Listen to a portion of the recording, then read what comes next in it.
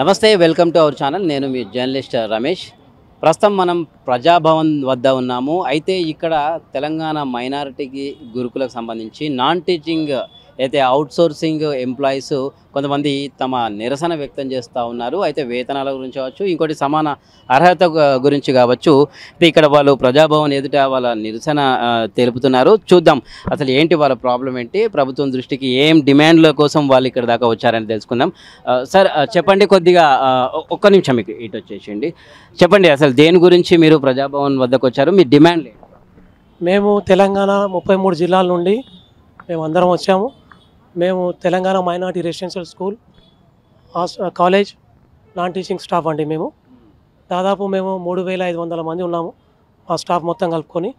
అయితే మాకు ఈఎస్ఐపిఎఫ్ బంద్ చేశారు.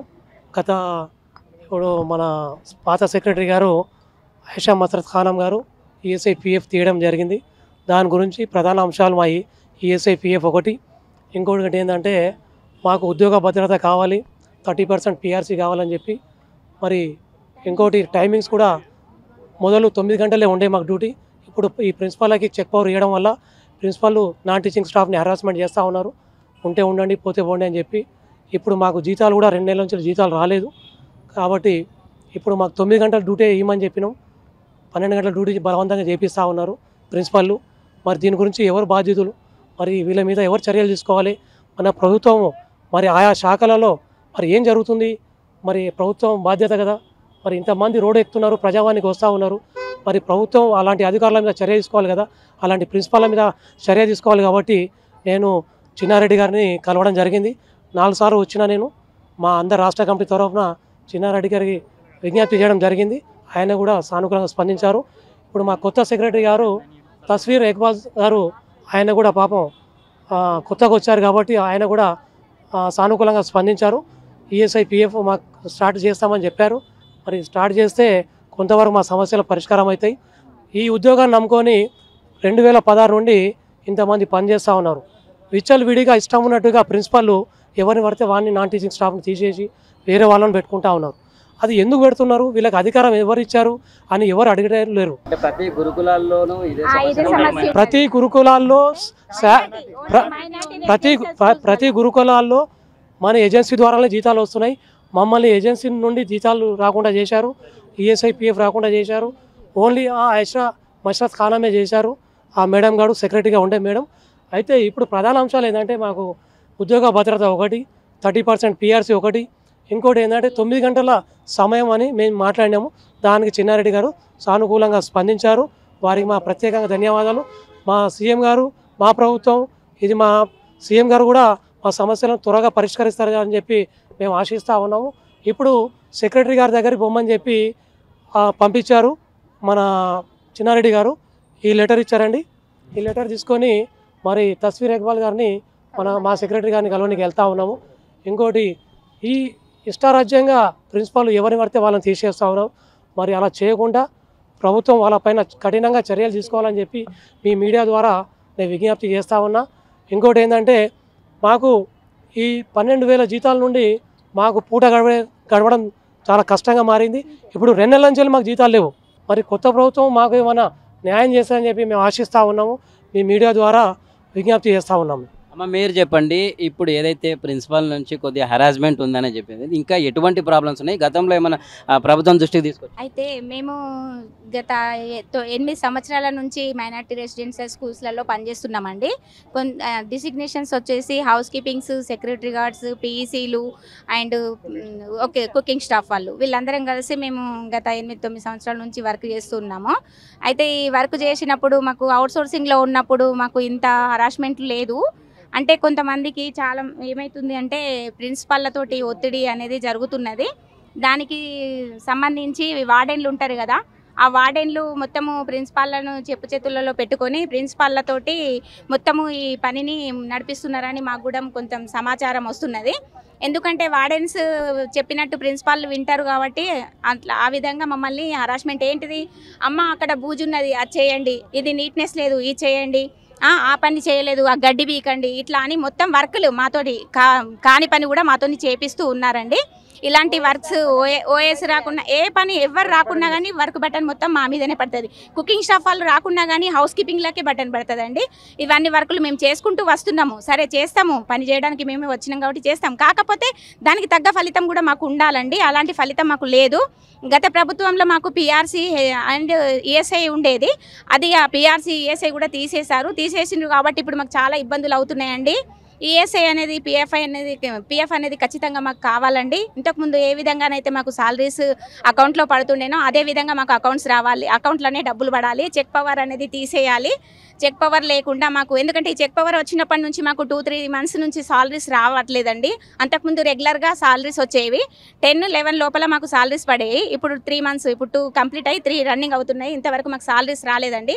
మేము చాలా ఇబ్బందులు అవుతున్నాయి. మాకు ఎవరి దగ్గరికి వెళ్ళి అడిగినా కానీ అప్పులు ఇవ్వడానికి ముందుకు రావట్లేదు. వార్డెన్లు చేయబట్టే మాకు ఇవన్నీ ఇబ్బందులన్నీ వార్డెన్లు చేయబట్టే. ఎందుకంటే వార్డెన్లకు కూడా చెక్ పవర్స్ వస్తున్నాయి. ఎట్లా అంటే చెప్పాలా, హౌస్ కీపింగ్లు మొత్తము, సెక్యూరిటీ గార్డ్స్, హౌస్ కీపింగ్స్, పీసీలు మొత్తము ఆయన చేతి కింద ఉండాలి. విజిలెన్స్ స్టాఫ్ని తీసేశారండి. విజిలెన్స్ స్టాఫ్ ఉన్నప్పుడు అందరి మీద చర్యలు తీసుకునేది. ఇప్పుడు విజిలెన్స్ స్టాఫ్ను ఈ మేడం ఆయిషా మస్రాత్ మేడం తీసేశారు. తీయడం వల్ల ఇప్పుడు ఇబ్బంది అవుతుంది. విజిలెన్స్ వాళ్ళు ప్రతి స్కూల్కి వెళ్ళి చెక్ చేసేవారు, ఎవరు ఏం చేస్తున్నారు, ఏంటి, ప్రిన్సిపల్ ఏం చేస్తున్నారు, వార్డెన్ వస్తున్నారా లేదా, టైం మీద టీచర్లు వస్తున్నారా లేదా, మరి నా టీచింగ్ వస్తుందా లేదా, ఎవరు ఏ సమస్యలు అని విజిలెన్స్ వాళ్ళు మంచిగా చర్యలు తీసుకునే వాళ్ళు. ఇప్పుడు అలాంటి విజిలెన్స్ టీంను తీసేశారు. నేను ప్రభుత్వాన్ని విజ్ఞప్తి చేస్తా ఉన్నా, మళ్ళీ విజిలెన్స్ టీంను మైనార్టీ స్కూళ్ళలో విజిలెన్స్ టీంను ఏర్పాటు చేసి మరి పిల్లలకు మంచి భోజనము, మంచి డ్రెస్సులు, నాణ్యమైన భోజనం ఇచ్చి మరి ఎలాంటి పిల్లలకు ఇబ్బంది కలగకుండా అంత స్టాఫ్తో మంచిగా పనిచేయించి టైం మీద శాలరీస్ వేయాలని చెప్పి ఈ ప్రభుత్వాన్ని విజ్ఞప్తి చేస్తూ ఉన్నామండి. అయితే ఇప్పుడు మేము ఇక్కడికి అందరం వచ్చాము. ఈ స్టాఫ్ మొత్తము 33 జిల్లాల నుంచి ఎంతమంది స్టాఫ్ వచ్చిండ్రో అంతమందికి ఇప్పుడు హరాస్మెంట్ స్టార్ట్ అవుతుంది. ఎక్కడ స్కూల్స్లలో వార్డెన్స్ తోటి, వార్డెన్స్ త్రో ప్రిన్సిపల్స్. ఈ త్రో వల్ల మాకు ఇబ్బంది చాలా రకంగా ఉంటుంది. ఎందుకంటే వాళ్ళు పోయినరు, అక్కడ పోయి మా గురించి చెప్పిండ్రు, ఇట్లా మాకు అనేసి మా మీద హరాస్మెంట్ జరిగే అవకాశం ఉంది. కాబట్టి దయచేసి ప్రభుత్వం మా మీద అట్లాంటి హరాస్మెంట్స్ జరగకుండా మాకు ప్రభుత్వం సహకరించాలని మేము ప్రభుత్వానికి విజ్ఞప్తిగా కోరుకుంటున్నాం. మా అందరి తరఫు నుంచి తప్పకుండా మాకు పిఆర్సీ 30% పిఆర్సీ రావాలి. ఈఎస్ఐ, పిఎఫ్ మున్పట్టి లెక్క ఇంతకుముందు ఎట్లా ఏ విధంగా అయితే అకౌంట్లో డబ్బులు పడుతుండేనో అదే విధంగా మాకు డబ్బులు పడాలని మేము మనస్ఫూర్తిగా సార్కి విన్నవించుకుంటున్నాము. దయచేసి సీఎం గారు మా యొక్క విజ్ఞప్తిని విని మా ప్రాబ్లమ్స్ సాల్వ్ చేస్తారని మేము అందరి తరఫు నుంచి మా అందరి యొక్క ధన్యవాదాలు తెలియజేస్తున్నాము. మీడియా మిత్రులకు కూడా మా యొక్క ధన్యవాదాలు. మాకు సహకరించినందుకు, మాకు సపోర్ట్గా నిలబడి మాకు ఇంతసేపు మాకు మాట్లాడడానికి ఛాన్స్ ఇచ్చినందుకు మీడియా మిత్రులకు కూడా చాలా సంతోషం అండి. మా బాధలను మీరు అర్థం చేసుకొని మాకు సపోర్ట్ చేశారు. వచ్చినందుకు, మాకు ఇదొకటి సదవకాశాన్ని ఇచ్చినందుకు మా అందరి తరఫున మీ అందరికీ ధన్యవాదాలు. మరి ఈ విషయాలు ఏవైతే మా ప్రాబ్లమ్స్ ఉన్నాయో ఇవన్నీ ప్రభుత్వం దృష్టికి తీసుకెళ్తారని మీ అందరికీ మా యొక్క విజ్ఞప్తి అండి. తప్పకుండా ఈ ప్రాబ్లమ్స్ని సాల్వ్ చేపియండి. దయచేసి మా ప్రాబ్లమ్స్ సాల్వ్ అయితేనే మేము ఏదైనా చేయగలుగుతామండి. మాకు చాలా బాధలు ఉన్నాయి, కష్టాలు ఉన్నాయి, మేము చెప్పుకోలేని పరిస్థితులు కూడా ఉన్నాయి. ఇంటి దగ్గర 7కి వెళ్ళాలి, ఇంటికి 7 వరకు స్కూల్లో ఉండాలని చెప్పేసి మాకు హరాస్మెంట్స్, ఈవినింగ్ వరకు మేము వర్క్ చేయాలి. మాకు ఏమైనా ప్రాబ్లమ్స్ ఉన్నాయంటే హాలిడేస్ తీసుకున్నా కానీ ఒక్కటే లీవ్ మాకు శాంక్షన్ చేస్తున్నారు. అంతకుముందు మాకు వీక్ ఆఫ్స్ ఉండేవి, ఒక సీఎల్ ఉండేది, 5 ఉండేది, మంత్లో 5 days మాకు హాలిడేస్ ఉండేది. అలాంటిది ఒక్కటే హాలిడే ఇచ్చారు. మాకు ఇది కూడా వీక్ ఆఫ్లు కూడా తీసేశారండి. మాకు చాలా ఇబ్బంది అవుతుంది. ఇంట్లో పరిస్థితులు చాలా కష్టతరంగా ఉన్నాయి. చిన్న పిల్లలు ఉన్నారు. ఆ పిల్లల్ని కూడా వదిలేసుకొని కూడా మేము ఈ స్కూల్ పిల్లలే మా కుటుంబ సభ్యులు అని చెప్పి మేము అందరం వచ్చి వర్క్ చేస్తున్నాము. మా వర్క్కు తగ్గ ఫలితం కూడా మాకు రాకున్నా కానీ సరే ఇవాళ కాకపోతే రేపు మేము దీంట్లో ఖచ్చితంగా మాకు రెగ్యులర్ పోస్టులు అవుతాయేమో, మాకు సాలరీస్ పెరుగుతాయేమో అన్న ఆశ కొద్దీ మేము ఈ జాబ్స్ చేస్తూ ఉన్నామునండి. జాబ్స్ చేస్తున్నాము. దయచేసి మాకు ఇప్పటికైనా కానీ దీనికి పరిష్కారము ఆలోచించి ఈ ప్రభుత్వంలోనన్నా మమ్మల్ని మా పరిస్థితుల నుంచి మమ్మల్ని ఆదుకుంటారని మేము సీఎం రేవంత్ రెడ్డి గారిని కోరుకుంటున్నాం మనస్ఫూర్తిగా.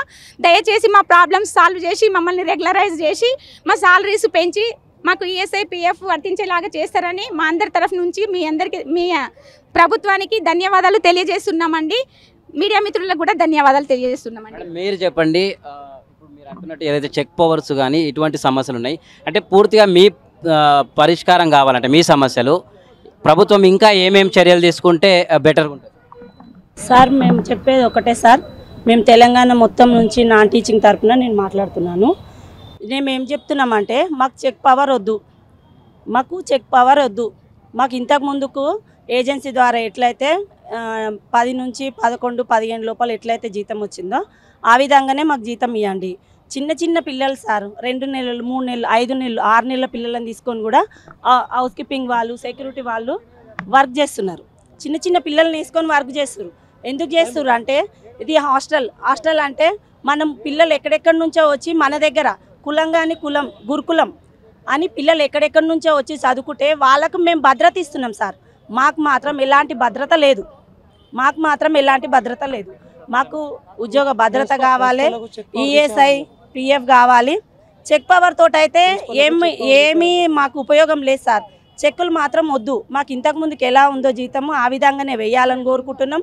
ఇంకొకటి అది వచ్చినప్పుడు ఇప్పుడు మేడం గారు మాకు చెక్ ఇస్తారు. చెక్ ఇచ్చిన తర్వాత మాకు కంటిన్యూస్గా 2 రోజులు 3 రోజులు సెలవులు వస్తున్నాయి. సెలవులు వచ్చినప్పుడు అది బ్యాంకుకి తీసుకెళ్తే 3-4 రోజుల్లో ఆ డబ్బులు రావడానికి అవుతుంది. మాకు ఇల్లు కిరాయి కట్టుకోనికి, ఇంట్లో సామాన్ తెచ్చుకోనికి, మేము బతకనికి, మేము తిననికి మేము ఆధారపడి ఉన్నదే స్కూల్ మీద. అట్లాంటిది మాకు అది వచ్చినా కానీ రేషన్ షాప్ దగ్గరికి వెళ్ళినా కిరాణం దగ్గర ఎక్కడికి వెళ్ళినా మాకు మీరు పోయిన నెల ఇయ్యలే కదమ్మా, ఇప్పుడు ఇయ్యం సామాన్ అంటారు. ఇంటి వాళ్ళు చాలా హరాస్మెంట్ చేస్తారు సార్. మీరు ఇంట్లో ఉంటారు కానీ పని చేస్తారు, మీరు డబ్బులు ఇవ్వకుంటే మేము ఎందుకు ఉంచుకోవాలి ఇంట్లో, వెళ్ళిపోండి అంటారు ఒక్క రోజు లేకుంటే. నేను మొన్న ఇల్లు కిరాయి కట్టడానికి కమ్మలు కుదబెట్టి కట్టిన సార్. ఇది ఎవరన్నా చూస్తున్నారా? మేము పని చేసేది ఎవరి కోసం సార్? మా కోసం మేము పని చేస్తున్నాం. పని చేస్తే 10 రూపాయలు వస్తాయనే కదా, మా పిల్లలు బతుకుతారనే కదా, మా ఇంట్లో ఉంటాయనే కదా. ఎక్కడైనా సరే సార్ మాకు నాన్ టీచింగ్ వాళ్ళకు చెక్ పవర్ వద్దు. మాకు ఇంతకుముందుకు ఏజెన్సీలో ఎట్లుందో ఆ విధంగానే ఇవ్వండి. ప్రిన్సిపాల్ ద్వారా మాకు జీతం వద్దు. మాకు డైరెక్ట్ ఇంతకుముందుకు అకౌంట్లో ఎట్లా వచ్చిందో అట్లనే రావాలి మాకు. అదొక్కటైతే మేము కోరుకుంటున్నాము. ఈఎస్ఐ పిఎఫ్ కావాలి సార్. మేము ఎక్కడెక్కడ జిల్లాల నుంచి హైదరాబాద్కు బతకనీకి వచ్చినాం సార్. బతకనీకి వచ్చి మేము పని చేసుకుంటున్నాం. ఈ పని ఒక్కటే మాకు ఆధారం, ఇంకా వేరే ఏం లేదు. ఒక పని ద్వారానే మేము బతుకుతున్నాం అంటే మాకు ఈఎస్ఐ పిఎఫ్ తీసేస్తే మేము ఏ హాస్పిటల్కి వెళ్తే మాకు డబ్బులు ఉన్నాయని ఎవరు చూస్తారు సార్? లక్షలు కట్టమంటారు. మాకు ఇంత చిన్న ప్రాబ్లం అయినా ఏదైనా. ఇప్పుడు నా బిడ్డకు జ్వరం వచ్చింది, నా దగ్గర ₹1 లేదు. మేము ఎక్కడ తీసుకెళ్ళాలి? అదే ఈఎస్ఐ పిఎఫ్ ఉంటే మేము వెళ్ళి హాస్పిటల్ చూపించుకుంటాం కదా. మాకు చిన్న జీతం అయినా నేను 2016 నుంచి పనిచేస్తున్నా. 2016 అంటే ఇప్పుడు 2024. ఇన్ని సంవత్సరాల నుంచి మా కష్టం, మా పొట్ట తిప్ప కోసం మేము బతకాలి. మాకు ఎట్లయినా మేము బతకాలి. మా చిన్న జీతమో పెద్ద జీతమో మేము పని చేసుకుంటేనే కదా బతికేది అని బతుకుతున్నాం. మేము సార్ను ఒక్కటే అడుగుతున్నాం, సీఎం సార్ను, సార్ మేము ప్రజలం కాదమా, మేము ఈ తెలంగాణలో లేమా, మేము తెలంగాణ అంటే మాకు రాదా, మేము ఇవన్నీ అడుగుతున్నాం సార్. మమ్మల్ని కొంచెం చూడండి. మేము కూడా మనుషులం సార్. మేము కూడా తెలంగాణ గవర్నమెంట్లో ఉన్నామని గుర్తించండి. కనీసం మాకు తిననికి తిండి, మాకు పొద్దున్న దాకా పనిచేసి పొద్దుమికి పోయి ఇంట్లో వండుకొని ఇంత తిననికి తిండి అన్న మాకు కావాలి కదా సార్. అదొక్కటి మాకు పెట్టమని అడుగుతున్నాం. మేము ఆస్తులు ఇవ్వమంటలేము, లక్షలు ఇవ్వమంటలేము, ఇల్లులు ఇవ్వండి అంటలేము. మేము చేసిన పనికి ప్రతిఫలం ఇవ్వమని మాత్రం మరీ వేడుకుంటున్నాం సార్ అందరినీ. నేను మొత్తం తెలంగాణ 33 జిల్లాల నుంచి నేను ఇదే విన్నపం చేస్తున్నాను అందరికీ. చాలా ధన్యవాదాలు సార్ మీరు నాకు అవకాశం ఇచ్చినందుకు. 2016 నుంచి మేము మైనార్టీ రెసిడెన్షియల్ గురుకులాలు పనిచేస్తున్నాము. మాకు 2016 నుంచి కరెక్ట్గానే జీతాలు పడ్డాయి. ఈఎస్ఐ పిఎఫ్లు ఇచ్చిన తర్వాత కొంతమంది ఏజెంట్లు మాకు సకాలంలో పిఎఫ్ డబ్బులు చెల్లించట్లేదు. ఇప్పటి వరకు ఈఎస్ఐ కార్డులు కూడా మాకు రాలేదు. ఏ హాస్పిటల్కి వెళ్ళినా వేలు ఖర్చు అవుతున్నాయి. కానీ ఇప్పటిదాకా కూడా మాకు పిఎఫ్లు మా అకౌంట్ సరిగ్గా పడలేదు. ఇప్పుడు కొత్తగా వచ్చినటువంటి ఈ ప్రభుత్వంలో మాకు జరిగినటువంటి అన్యాయం ఏంటంటే మమ్మల్ని అవుట్సోర్సింగ్ తీసేసి డైలీ వేజ్ అని చెప్పారు. మాకు రేవంత్ రెడ్డి గారు వచ్చిన తర్వాత ఇంకా మా కష్టాలు తీరుతాయి అని అనుకున్నాము. మాకు ఆయన మధ్యతరగతి నుంచి వచ్చారు, మా బాధలు కూడా ఆయనకు తెలుసు కాబట్టి మమ్మల్ని ఆదుకుంటారు అని అనుకున్నాము. మరి మాకు జరిగిన అన్యాయం మరి గౌరవ ముఖ్యమంత్రి గారికి తెలుసో తెలియదో దయచేసి మమ్మల్ని అవుట్సోర్సింగ్ పద్ధతి లేదా కాంట్రాక్ట్ పద్ధతిలో కొనసాగించాలి. అదేవిధంగా మాకు ఈఎస్ఐ పిఎఫ్లు సకాలంలో పడాలి. మా పోస్టులు మేము అడిగితే శాంక్షనబుల్ పోస్టులు కావని అంటున్నారు. దయచేసి మా పోస్టులను శాంక్షనబుల్ పోస్టులుగా చేయండి. మాతో పాటు పనిచేస్తున్నటువంటి డిఓలకు, ఓఎస్లకు, వార్డెన్లకు వాళ్ళకు పిఆర్సీ వచ్చింది, ఇంక్రిమెంట్ వచ్చింది, వాళ్ళు శాంక్షన్ పోస్టులు అంటున్నారు. మరి మేము ఎంతో కష్టపడి పాతబడినటువంటి ఆ భవనాలను కూడా కొత్తగా దాన్ని మెరిపించి దాన్ని చున్నాలు మేమే వేసుకొని పెయింట్లు వేసుకొని దాన్ని శుభ్రం చేసుకొని పిల్లలకు అన్ని వసతులు కల్పించుకుంటూ మేము ప్రతి పని చేసుకుంటూ వెళ్తున్నాం. ఏ పని చెప్పినా ఇది మా పని కాదు అని మేము ఏనాడు అనలేదు. కానీ కొంతమంది కావాలని రెచ్చగొట్టి మమ్మల్ని రెచ్చగొట్టి మా నుంచి ఏదైనా ఆన్సర్ రావాలి, ఆ ఆన్సర్ని పాయింట్అవుట్ చేసి తీసేయాలి అనే ఉద్దేశంతో చాలామంది మమ్మల్ని రెచ్చగొట్టి టార్చర్ పెట్టి అలా చేస్తున్నారు. మిగతా స్కూళ్ళలో ప్రిన్సిపల్ చాలా మంచిగా ఉన్నారు. మా ప్రిన్సిపల్స్ మా ఆర్ఎల్సీలు డిఎండబ్ల్యూ మంచిగానే ఉన్నారు. వేరే ప్రాంతాల్లో చాలా ఇబ్బంది పెడుతున్నారు. దయచేసి మాకు మా పిఎఫ్ పద్ధతులు కొనసాగించాలి, మా ఈఎస్ఐ పద్ధతులు కొనసాగించాలి, మాకు ఈఎస్ఐ కార్డులు ఇవ్వాలి, మాకు శాంక్షనబుల్ పోస్టులు కావాలి. దయచేసి ఇది ప్రభుత్వాన్ని కోరుతున్నాము. ముఖ్యమంత్రి గారు మా మీద కాస్త జాలి చూపించాలని కోరుకుంటున్నాము. ధన్యవాదాలు.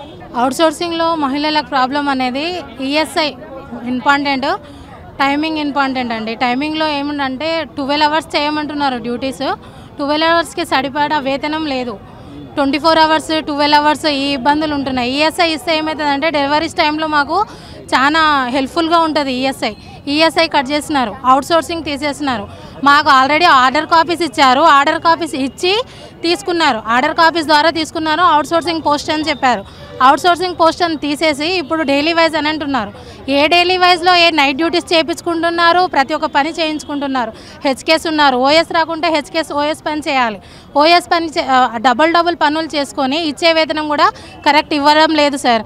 అయితే మాకేం శాంక్షన్ పోస్టులు అవసరం, ఇప్పుడు శాంక్షన్ పోస్టులు ఇవ్వాలి. మాతో పాటు జాయిన్ అయినటువంటి డిఓకు, వార్డెన్కి, ఓఎస్కి అందరికీ పిఆర్సీలు ఇస్తున్నారు. పిఆర్సీ పెరిగింది, మాకు పిఆర్సీ ఇవ్వలేదు. పిఆర్సీ ఇవ్వకపోగా మళ్ళీ మాకు ఏం చేశారంటే మేము డైలీ వేజెస్ అని అంటున్నారు. డైలీ వేజెస్ ఆ పదం వచ్చినప్పటి నుంచి ప్రిన్సిపల్స్ కానీ వార్డెన్స్ కానీ వీళ్ళు వాళ్ళపైన హరాస్మెంట్ ఎక్కువ చేస్తున్నారు. అందుకు అది తగ్గించాలని మా ఒక మనవి సార్, అంతే.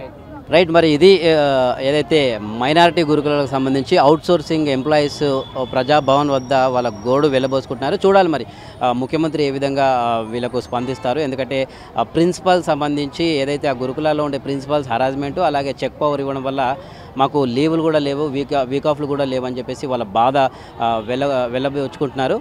చూడాలి మరి ముఖ్యమంత్రి దృష్టికి ఈ విషయం తీసుకెళ్లామని చెప్తున్నారు. మరి ఏ విధంగా పరిష్కరిస్తారో ముందు చూడాల్సింది. వీడియో జర్నలిస్ట్ గోవింద్తో రమేష్, ఆద్య టీవీ, హైదరాబాద్.